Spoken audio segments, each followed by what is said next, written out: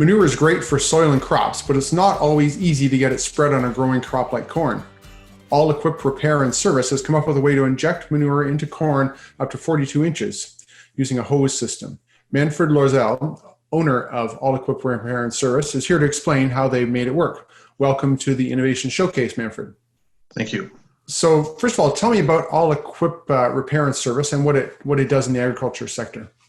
So we're mainly a service provider for repairing all sorts of agricultural equipment, but mostly our new avenue now is building farm equipment that's innovative and addresses old issues, perhaps puts new spins on them to make them more effective and at the end of the day, generate more money for the farmers.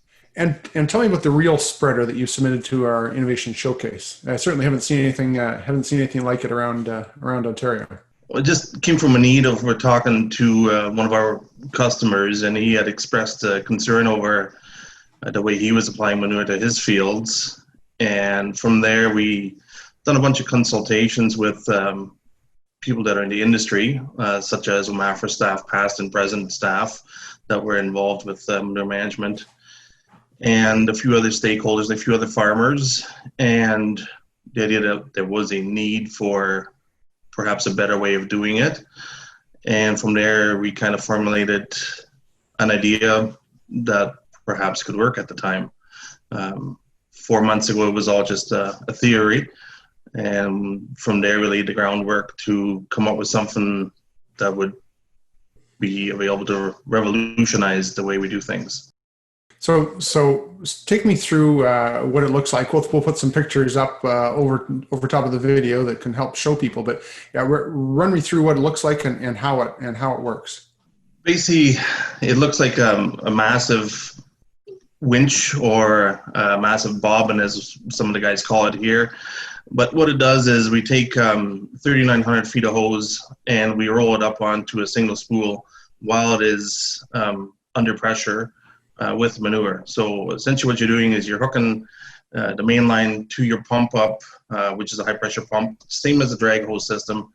And we then start traveling with that hose as it's being unrolled up and down the corn rows or crop rows, because it's meant for all crops essentially. And as we're traveling towards the one end of the farm, away from the pump, we're laying the hose out while we're applying manure in the rows. At the other end, we essentially turn around and we start picking the hose back up again. And this process can be done over and over again until we essentially run out of hose, because there's a little bit of limitations as to on the headlands as to how much hose we have available. So we're developing a system right now that'll hopefully help with that situation. Right. So essentially lays the hose out all the way down the row. And then, it turns around and you basically, reel the same when you come back the other way. Yep, it just picks it back up again. We're applying manure in all 16 rows, so even that in-between row that happens, so the ends of the machine actually fold in and fold out. We turn, so it's the 17th row, so to speak. So on the way down, we apply manure on the 1/17th row, and on the way back, it's the other row that we have to complete. So because we can't just divvy the manure up, flow in the half, we have to pick and choose a row that goes into. And traditionally, we haven't been able to use a drag hose in growing crop very well. What's the advantage of being able to take your liquid manure with a hose into growing corn, say, for example?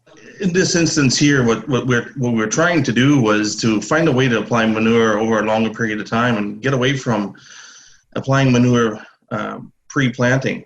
Usually what happens is with the guys pre-planting, you end up with a few more days to let the soil dry out due to the ground being smeared over, or even just the extra liquid that you put onto the ground that has to essentially evaporate now before you can get in there, cultivate, and plant your crops.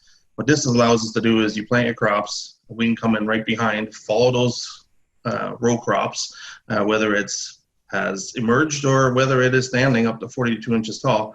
We can drop that liquid down those rows with minimal damage to the crop. What it also gives us for a benefit is that we can apply the nutrients when it's most needed. So we're not applying nutrients up front. We're actually applying nutrients when the crop is growing. And And on southwestern Ontario here especially, we always find that drought period there in June. Putting on an extra 5,000 gallons of liquid an acre will definitely be of some value for the growing crop to have a little bit extra moisture.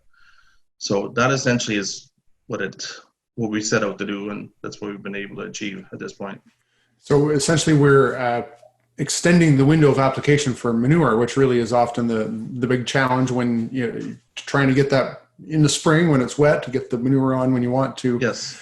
And not hole up the rest of your cropping operation. Always a challenge on the livestock side. Yeah. So what makes this innovative compared to other manure application methods on the market? Well, we just combined all the different ways of applying manure, and we tried to combine it into one unit that can do it all. So this competes against drag lines. This can compete against a tanker. This essentially can be the one tool that can do it all and limit compaction at the same time. So at the current state, will be priced at a level that it'll be affordable to most operations. And so it makes it a universal tool that can be long-term available to a broad market. So more flexibility on the drag hose system, less compaction than a tank, yes, tanker system, right? And how did you develop this product? You said it was a very quick timeline. What's the process you used to develop it? We have an in-house design team, including me, and simply just laying awake at nights and dreaming up a way that this could be done. Watching a lot of videos of attempts that were made before, and then just simply working through all the possibilities of problems that could be had, and trying to implement it rather quickly. Other than that, I've had years of experience in the agriculture industry myself and the trucking industry, so I have a broad knowledge base that I bring with me. Plus, we got dedicated staff of 30 employees here that bring all sorts of different knowledges with them. So it really helps to integrate the help of everybody to come up with a new product or a new idea like this here. Right.